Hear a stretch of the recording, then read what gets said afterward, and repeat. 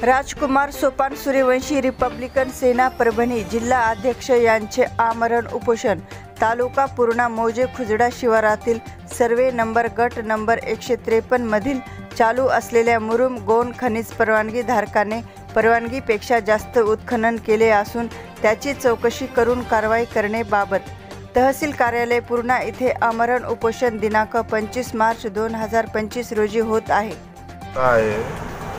सन्माननीय माननीय माधवरावजी बोतीकर साहेब यांच्या सहकार्याने तालुक्यामध्ये अवैधरित्या गोरखनिज उत्खनन होत आहे। वारंवार त्यांच्या लक्षात आणून दिलं असता सुद्धा ते कुठल्याच प्रकारे त्यांच्याकडे लक्ष घालत नाहीत। याचा अर्थ असा की त्यांचे हात आणि ते त्याच्यामध्ये सहभागी आहे, आर्थिक व्यवहार झालेला आहे।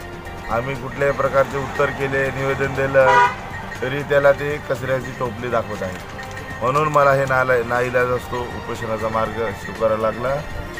आज लाखो रुपयाचा महसूल शासनाचा माधवरावजी बोतीकर साहेबांच्या सहकार्यामुळे बुडत आहे।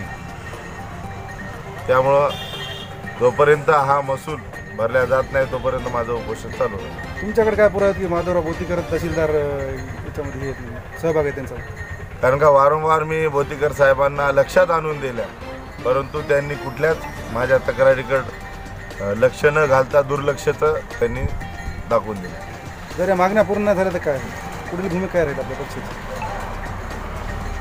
आमच्या मागण्या जर पूर्ण नाही झाल्या तर रिपब्लिकन सेनेच्या वतीनं भव्य दिव्य साखळी उपोषण जिल्हाधिकाऱ्यालयावर सुद्धा चालू करण्यात येईल। काही लोकांमध्ये चर्चा अशी आहे की उपोषण लावतात, त्याचा पाठपुरावा लाटपर्यंत करत नाहीत, काय घेवाणदेवाणामध्ये आपलं उपोषण मागं घेतल्या जाते असा गैरसमज आहे, त्याच्याबद्दल काय म्हणणं? ते बरोबर आहे।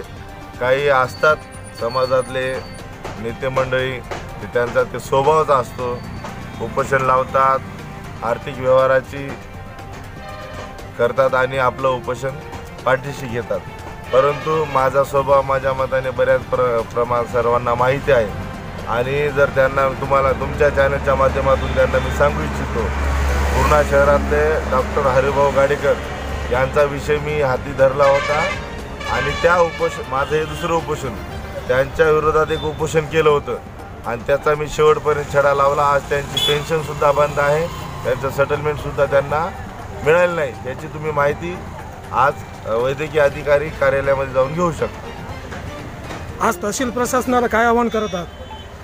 तहसील प्रशासनाला एवढंच आवाहन करतो की जे काय अवैधरित्या गोन खनिज उत्खनन चालू आहे, जिथं परवानगी दिली तिथं नियमाच्या पलीकडे उत्खनन चालू आहे, जिथं परवानगी नाही तिथं अवैधरित्या चालू आहे, याच्याकडं आपण तात्काळ लक्ष घालावं, अन्यथा रिपब्लिकन सेना याच्याकडं याबद्दल मोठं आंदोलन करेल।